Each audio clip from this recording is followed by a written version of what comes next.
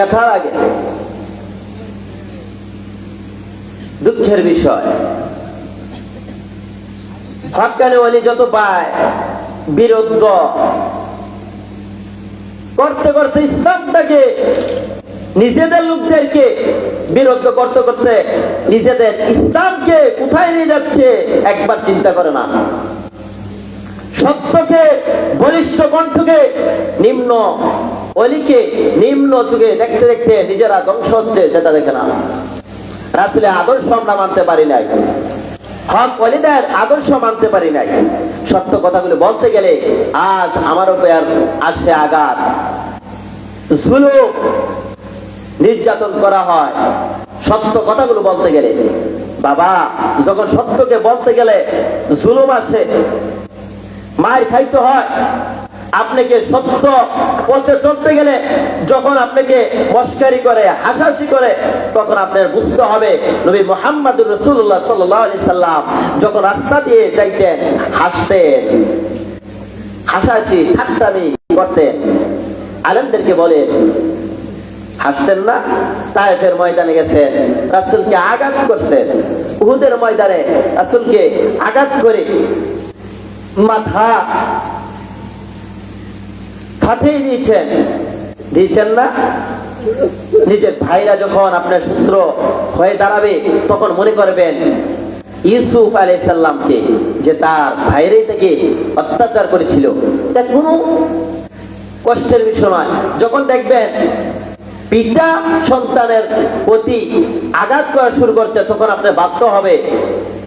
আজরও বাবা ইব্রাহিমের বিরুদ্ধে আক্রমণ করেছিলেন। যখন হাসরের ময়দানে তো আল্লাহ উসিলা বিচারবে, কিভাবে মাফ করবে, কিভাবে জাহান্নামে দিবে, দুইটাই বিচারবে। যখন দেখবে কোন স্ত্রী মা মহিলার যখন ভাববে যে আমার স্বামী অনেক আঘাত করে, আমল করতে পারি না, নামাজ পড়তে পারি না, তাহলে তোমরা বাধ্য হবে। বিবি আসিয়া ফেরাউনের স্ত্রী ছিলেন, আসিয়ার চাইতেও তোমরা বেশি কষ্ট পেয়েছো না, জাহান্নামে পাঠাইছো। এগুলো বাধ্য হবে আমাদের একটাই পথ, নবী মুহাম্মদুর রাসূলুল্লাহ সাল্লাল্লাহু আলাইহি সাল্লাম। নবী আসার পর নবী আল্লাহ রাব্বুল আলামিন সবার আগে সর্বপ্রথম আপনার আমার নবীকে সৃষ্টি করেছেন, কিন্তু পাঠাইছেন সবার পরে আর বলে দিয়েছেন যাও তোমরা গিয়ে বলে দাও আসতাছে রাহমাতাল লিল আলামিন, আসতাছে। এই বাজেটটা তোমরা পৌঁছে দাও। সকল নবী আসতেছে আর বলতেছে, আসতেছে আর বলতেছে, নবী মুহাম্মদ আসতেছে। এইভাবে বলতেছিলেন। বাবা আদম শীষ নবীরে তার ছেলেদেরকে নসিহত করতেছেন, এই আমি তো আদম রে, তোমার বাবা তোমার মা একটা অপরাধের কারণে আমাকে আল্লাহ 350 বছর ঘুরাইছে, কিন্তু এমন এক নবী আসবে রে বাবা, ও বাবারা শোনো, ওই নবী যখন পাইবা মুহাম্মদ, আমি আদমকে তাকাইও না, ওই নবীর সাথে সাথে ওই নবীর উম্মত হয়ে যাইও। সুবহানাল্লাহ। কিন্তু আমরা সেই নবীর উম্মত হয়েছি, কিন্তু আমরা সেই নবীর পক্ষে এখনো যাইতে পারি নাই। যদি যাইতে পারতাম তাহলে আমাদেরকে বিশ্ব মুসলমানদেরকে আঘাত করতে পারতো না, পারতো? বেঈমান মুশরিকরা আজ আমাদের এই কোরআন রিসার্চ করে তারা বড় বড় বিজ্ঞানী হচ্ছে, আমরা কেন পারছি না? আমরা কেন আঘাত খাচ্ছি? একটাই কারণ, আমরা সত্যকে বলিষ্ঠ করতে বলতে পারি না, সত্যকে জানতে চাই না। আমরা বসে থাকি, অলস হয়ে যাচ্ছি। এনজিও দিয়ে সরকার দেশের মানুষকে এনজিওর মধ্যে ঢুকাই দিতে, নারী পুরুষ একসাথে চলো, বসে থাকো, টাকা আসতেছে। এইগুলো ইহুদিদের কালচার, দালালি, মুসলিম সমাজ তারা দিবে না, তারা সামনে আঘাত, তারা জয় করো, তা দিবে না তারা। এটা বড় কালচার, মনে রাখতে হবে। যদি পাইতো আদর্শ আগের কালের মহিলারা, পুরুষেরা ফজরের আযান দিলে নামাজে যাইতেন, নামাজ পড়ে জমিতে যাইতেন, আদর্শ কত সুন্দর ছিলেন। আজ তা নাই, অলস হয়ে গেছে, ঘুমিয়ে গেছে, আসলে আদর্শ মানতে নাই। হক্কানি ওলিদের দরবারে যাইতে রাজি না, আসলে বলে ভণ্ড, প্রতারক। এইগুলো কার কাছে যাইবেন? দেখতেছেন না কত মুজিজা দেখাইতেছে, কার হাত, কার পা, মাথা, একবারে ঘরের মধ্যে বসা, উঠতে পারে না, অসুস্থ, শেষ ওলিদের বিরুদ্ধে করতে করতে। আর কি দেখবেন? রাসূলের আদর্শ ব্যতীত বাবারা কোন রাস্তা আছে? রাসূল ব্যতীত কোন উপায় আছে? কুনতুম খায়রা উম্মাতিন উখরিজাত লিন-নাস, আমার আল্লাহ বলেন পৃথিবীর মানুষে তোমাদেরকে শ্রেষ্ঠত্ব দান করা হয়েছে। কেন জানুনি? তা'মুরুনা বিল মা'রুফি ওয়া তানহাউনা আনিল মুনকার। এরে পৃথিবীর মানুষ, অন্যান্য জাতিরা কষ্ট করে, অন্যান্য নবী রাসূল মেহনতের পর মেহনত করে তারা মালিকের দরবারে, আমার দরবারে চাইতে দেরি, আমি তাদের গুনাহ মাফ করতে দেরি করতাম। কিন্তু তোমরা এমন এক নবীর উম্মত হয়েছো, শ্রেষ্ঠ নবীর শ্রেষ্ঠ উম্মত। আল্লাহু আকবার। যে নবীকে সৃষ্টি না করলে দুনিয়ার কোন কুল কায়নাত আমি আল্লাহ সৃষ্টি করতাম না রে। যত গুনাহ করো রে, একবার যদি আমি আল্লাহকে আল্লাহ বলে ডাকো, আমি আল্লাহ জীবনের গুনাহ মাফ করে দিই। সুবহানাল্লাহ। কয় কেন মাফ করি জানুনি? পৃথিবীর মানুষ রে, আমার বন্ধু হাবিব রে, দুনিয়াতে থাকতে থাকতে শুধু কাঁদতেন, ইয়া উম্মতি রব্বি হাবলি উম্মতি। এখন আমার বন্ধু মদিনায় শুয়ে শুয়ে কান্দে, প্রভু আমার গুনাহগার এতিম উম্মতেরা কোন জান্নাতের মধ্যে দিবেন গো? কোন জায়গাটার মধ্যে জান্নাতের মধ্যে ঢুকাইবেন? এই ব্যথায় কান্দে, যার কারণে আমরা মালিকের কাছে যত না ফরমানি করি গো, মালিকের দরবারে যদি হাতটা বাড়াই, আল্লাহ কোনদিন ফিরায় না। আরে ভাই, অন্যান্য জাতিরা তো কাঁদতে কাঁদতে শেষ। দিনের বেলা জিহাদ, দিনের বেলা জিহাদ করতেন, দিনের বেলা রোজা রাখতেন, রাতের বেলায় তারা জিহাদ করতেন, তারপর জীবনের গুনাহ মাফ হইতো না। আর দিনের মাজলিসের মধ্যে বসার কারণে মাজলিসু ফিকুতিন খায়রুম মিন ইবাদাতি 60 সানা, 60 বছর একটা ব্যক্তি নফল ইবাদত করে যতটুকু সওয়াব হাসিল করতে, আপনারা আজকের এই বাগানে বসার কারণে আমার আল্লাহ 60 বছরের নফল ইবাদতের সওয়াব দান করেছে। সুবহানাল্লাহ। তাহলে কেন এই ভাগ্য বাজেট করা হয়েছে? এই বাজেটের কারণ হলো আপনারা আমার নবী, আপনারা আমার নবী, আপনারা আমার নবীর পক্ষে যাওয়ার কারণে জঙ্গলার পশু পাখিরা ভাগ্য ভালো হয়ে যায়, ইহসান পেয়ে যায়, দয়া পেয়ে যায়, বরকত পেয়ে যায়, কিন্তু উম্মত হয়ে পাই না। কারণ হলো নবীর পক্ষে আমরা এখনো যাইতে পারি নাই। যদি আমরা নবীর পক্ষে যাইতে পারতাম, রাসূলের আদর্শ মানতে পারতাম, তাহলে আমরা বিপদগ্রস্ত হইতাম না। নবীর আদর্শ কত সুন্দর, মায়ার নবী, দয়ার নবীর আদর্শ কত সুন্দর। সাহাবীরা আপনার আমার নবীর আদর্শের দিকে তাকাইতেন, আপনার আমার নবী যেইভাবে চলতেন, সাহাবীরা ওই পথে চলতেন। সাহাবীরা নবীর আদর্শ মানতেন, নবী যেই পথে চলতেন সাহাবীরা ওই পথে চলতেন। কারণ রাসূলের আদর্শের মধ্যে কোনোদিন বেদবির চিহ্ন দেখা দেয় নাই, নবীজির আদর্শের মধ্যে কোনোদিন বড়দের গায়ে হাত তোলা হয় নাই, নবীজির আদর্শের মধ্যে কোনো পশু পাখিরা যদি নবীর আদর্শের মধ্যে বিচার চাইতেন, বিচার পাইতেন। কিন্তু উম্মত হইয়া আর বিচার পাই না, তাহলে বুঝা গেছে রাসূলের আদর্শ আমরা ঢুকতে পারি নাই। যদি আমরা ঢুকতে পারতাম তাহলে আমরা বিপদগ্রস্ত হইতে পারতাম না। আল্লাহ বলেন, বন্ধু আপনার উম্মতের বলে দেন, ইয়া আইয়ুহাল্লাযীনা আমানু যকুরুল্লাহা যিকরান কাসীরা। আমি আল্লাহর জন্য বেশি বেশি তারা স্মরণ করে, আমি আল্লাহর জন্য তারা বেশি বেশি তাসবিহ পাঠ করে।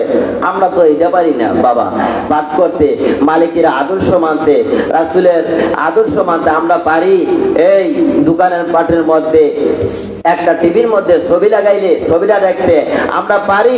একজন ভাই অপর ভাইয়ের মুনাফিকি করতে, এটা আমরা পারি। একজনের সাথে আরেকজনের চুগলখড়ি করতে, একজন ভালো মানুষকে খারাপ বানাইতে, এটা আমাদের আদর্শ। যদি আজকে আমরা পারতাম রাসূলের আদর্শে ঢুকতে, তাহলে বিশ্ব মুসলমান এইভাবে আঘাত খেয়ে মরতো না।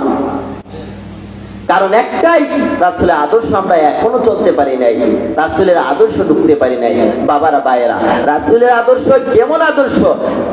রাসূলকে দুনিয়াতে পাঠাইছে রহমত হিসাবে। ওমা আরসালনাকা ইল্লা রাহমাতাল লিল আলামিন। আমার বন্ধু হলো রহমত, আমার বন্ধু হলো রহমত। কিভাবে রহমত বুঝাইছে আপনার আমার নবী, কিভাবে রহমত বুঝাইছে? চলো অনেক পাখির ঘটনায় যাই। আমার নবী একদিন রাস্তা দিয়া, জঙ্গলার পাশ দিয়া সাহাবায়ে কেরামদেরকে দিয়ে যাইতেছে। হঠাৎ করে দোয়েল পাখি সামনে এসে হাজির। ইয়া রাসূলুল্লাহ, ইয়া হাবিবাল্লাহ, আমাকে বাঁচান গো নবীজি, আমাকে বাঁচান। কি হয়েছে? এই তো গাছ পাখি আসতেছে আমাকে খাওয়ার জন্য। রাসূল বলে, দাঁড়াও, ওকে খাওয়ার জন্য আসতেছে, এত আঘাত, দাঁড়া। কি একটু পরে থেকে গাছ পাখি, কিরে গাছ পাখি তোর কি দুঃখ, কি এইভাবে দোয়েলটাকে দৌড়াইতেছ, কারণটা কি? ইয়া রাসূলুল্লাহ, হুজুর আমি সন্তান থেকে দৌড়াইতেছি, আমার পেটে ভীষণ ক্ষুধার্ত, কিন্তু আমি তো খাইতে কিছু পাই নাই। এই দোয়েল পাখিটা যদি পাই আল্লাহ রাসূল, তাহলে তাকে খেয়ে আমার ক্ষুধাটা নিবারণ করবো। তোর এত ব্যথা? হ্যাঁ আমার ব্যথা ইয়া রাসূলুল্লাহ। দোয়েল পাখি এদিকে আয়, তোকে খাওয়ার জন্য এত ব্যথা ব্যতীত হয়েছে। গাছ পাখি যা আদর কইরা দিলেন দোয়েল ছাইরা। এবার গাছ পাখি বলতেছে, যেহেতু দোয়েল ছাইরা দিছে, এবার আমারও বোধহয় চেষ্টা করবো। হ্যাঁ দোয়েল তুমি গেছো গা? হ্যাঁ গেছি গিয়া। গাছ পাখি এদিকে আসো। ইয়া রাসূলুল্লাহ, আমার আর খাইতে হবে না, আমার আর খাইতে হবে না ইয়া রাসূলুল্লাহ, আমার পেট ভরে গেছে। আরে তোর যেহেতু পেটের মধ্যে ক্ষুধা লাগছে, আমি রাসূলের গাল মুবারক থেকে কতটুকু গুস্তকে তোর ক্ষুধাটা নিবারণ করবো। আল্লাহু আকবার। আমরা পারতাম এই উদারতা দেখাইতে, অথচ রাসূল কি বলতেছে? না, আমার গাল থেকে কতটুকু গুস্ত তুই খেয়ে তোর ক্ষুধাটা নিবারণ কর। কয়, ইয়া রাসূলুল্লাহ, আপনাকে দেখে আমার পেট ভরে গেছে রাসূল গো, আর খাইতে মন চাইতেছে না। রাসূল দুইটা চোখের পানি ছেড়ে দিয়েছে। রে গাছ পাখি, দোয়েলের জন্য এতক্ষণ তুই পাগল হয়েছিলি, এতক্ষণ পাগল হয়েছিলি, এখন কেন তোর পেটের ক্ষুধা শেষ হয়ে গেছে? গাছ পাখি চোখের পানি ছেড়ে ছেড়ে জল দেয়। আপনি তো সুন্দর চেহারাটার দিকে তাকাইয়া উদারতা দেখে আমি না খেয়ে আমি গাছ পাখি ক্ষুধা নিবারণ হয়ে গেছে। কিন্তু আমরা সেই রাসূলের আদর্শ মানতে রাজি নয়, ওই রাসূলের পক্ষে যাইতে নয়। রাসূল কিভাবে অস্ত্র দিয়ে যুদ্ধ শিখাই দিয়ে গেছে, কাউকে আঘাত করা যাবে না। আজকালের ছেলেরা বাবাকে মানে না, আজকালের মেয়েরা মাকে মানে না। কথা বলেন ঠিক কিনা? যদি আজকালের ছেলেরা বাবাকে সম্মান করতো, আজকালের মেয়েরা যদি মাকে সম্মান করতো, বলুন তাহলে বিশ্ব জায়গার মধ্যে মুসলমান কি মায়ের খাইতো?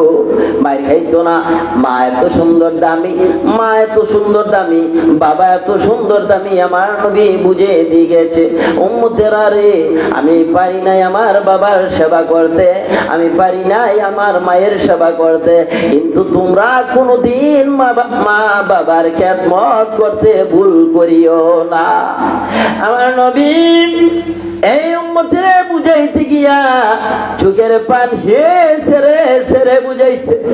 উম্মতেরা রে, যার মাসের তার যেন দুনিয়ার ময়দানে একটা জান্নাত আছে, যার পিতা আছে রে উম্মতেরা রে, তার যেন একটা জান্নাত আছে। দুইটা জান্নাত তোমাদের মাঝে রাইখা দিলাম। সাহাবীদের মাঝে রাসূল এই নসিহত করতেছিলেন। হঠাৎ করে একটা কালো বুরকা পরে একটা মহিলা আসতেছে, নসিহত করতেছেন সাহাবীদেরকে। রাসূল ওই মজমা থেকে উঠিয়া মহিলাটাকে নিজের চাদর বিছিয়ে দিলেন। সাহাবীরা বললেন, এত মর্যাদাবান মহিলা কে উনি? একজন ডাক দিয়া বলে, তোমরা জানো না উনি হলেন রে হালিমাতুস সাদিয়া।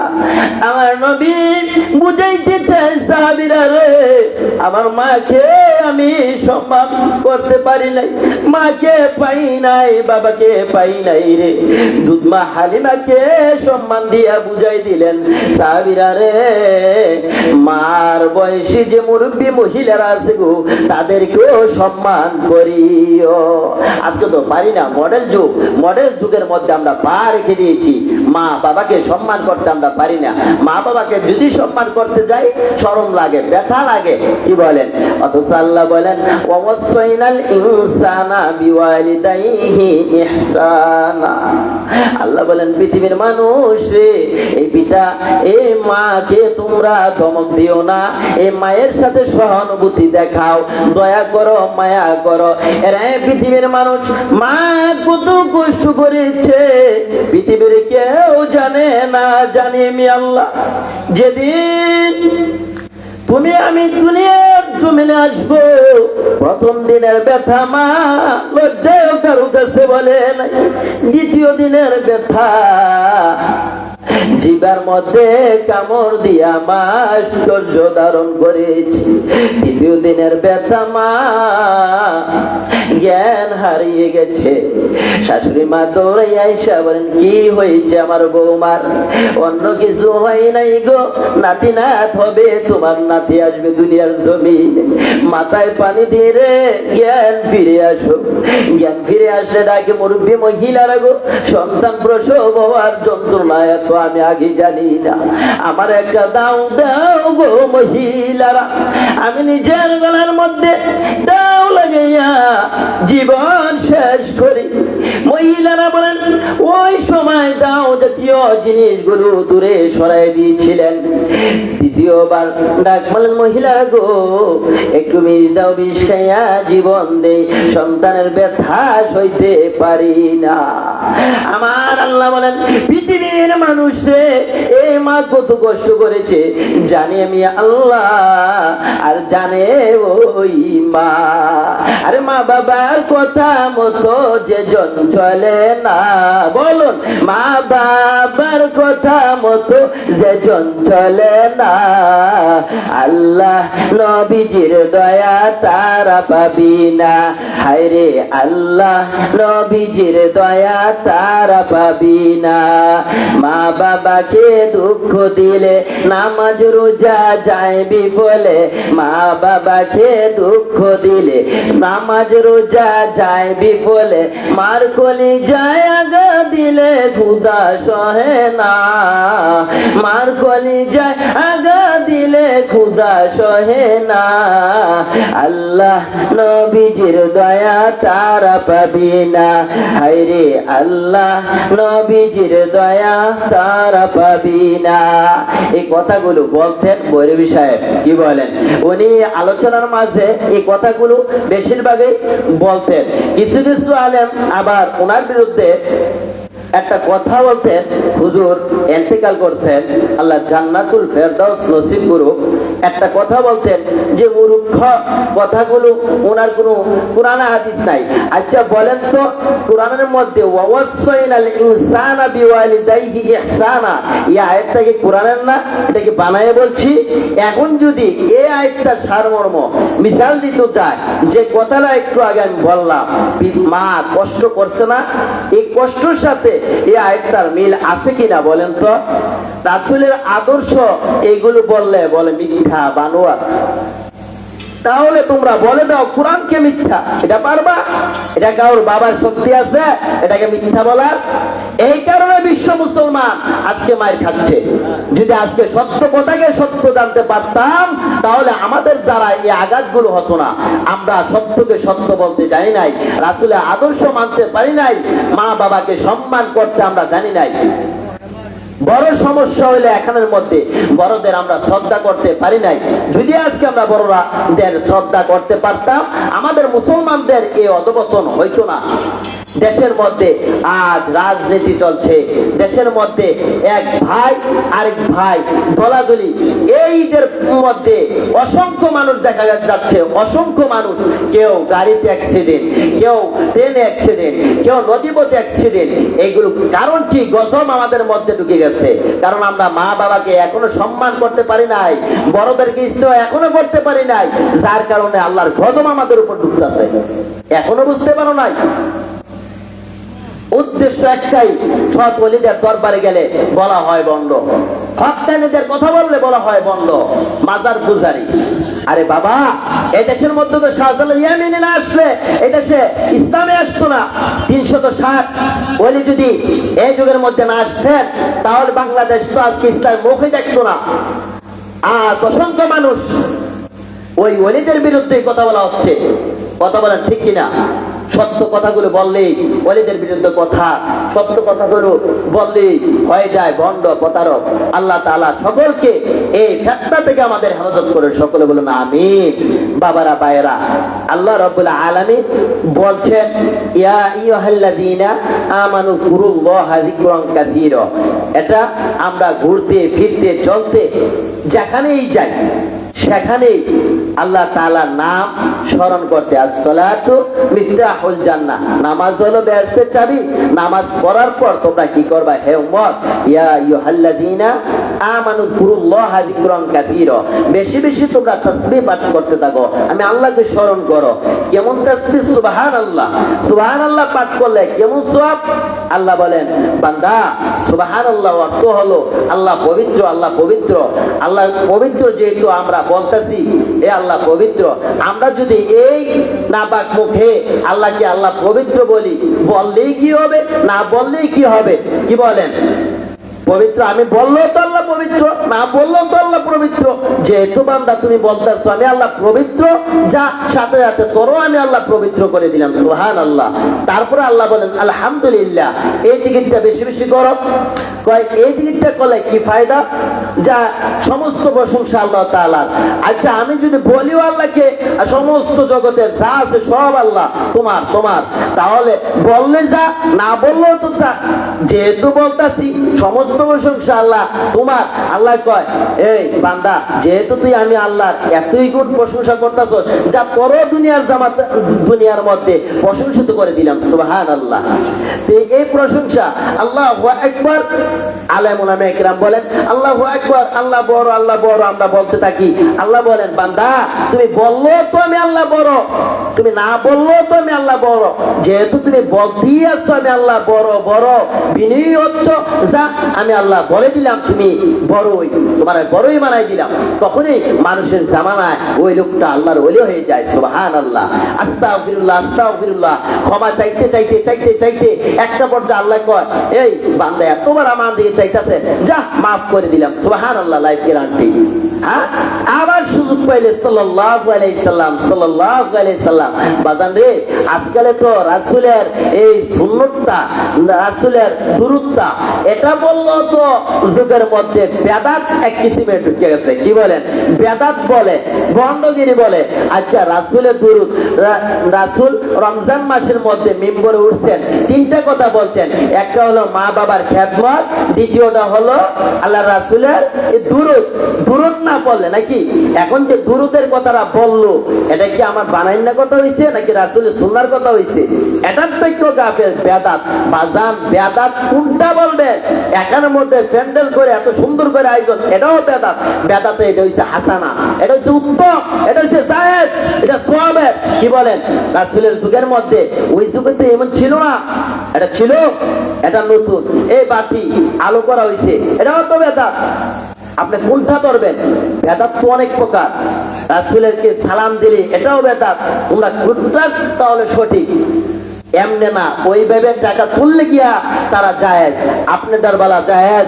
আর আমরা রাসূলের গুণ, রাসূলের শান বললে এটা হয়ে যায় বেদাত।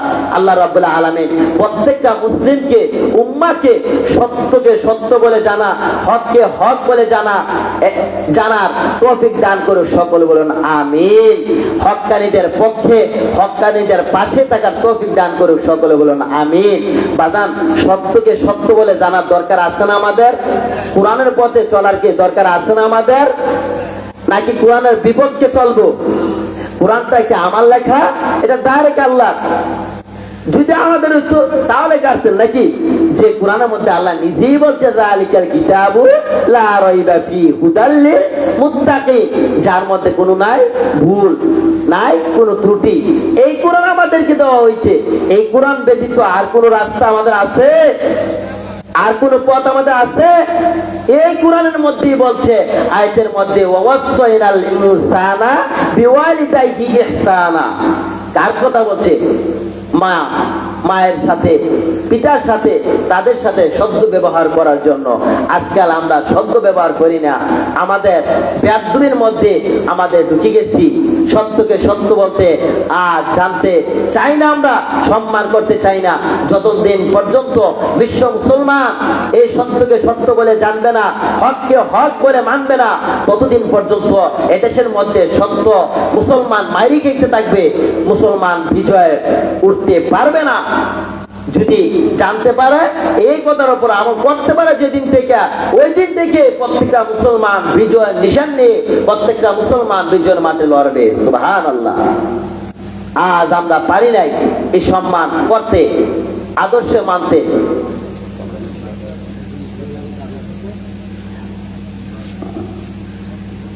আল্লাহ রাব্বুল আলামিন প্রত্যেকটা মুসলিমকে, উম্মাহকে হক পথে চলার তৌফিক দান করুক। সকলে বলুন আমিন। যে কথাগুলো বললাম এই কথাগুলো আমল করার তৌফিক দান করুক। সকলে বলুন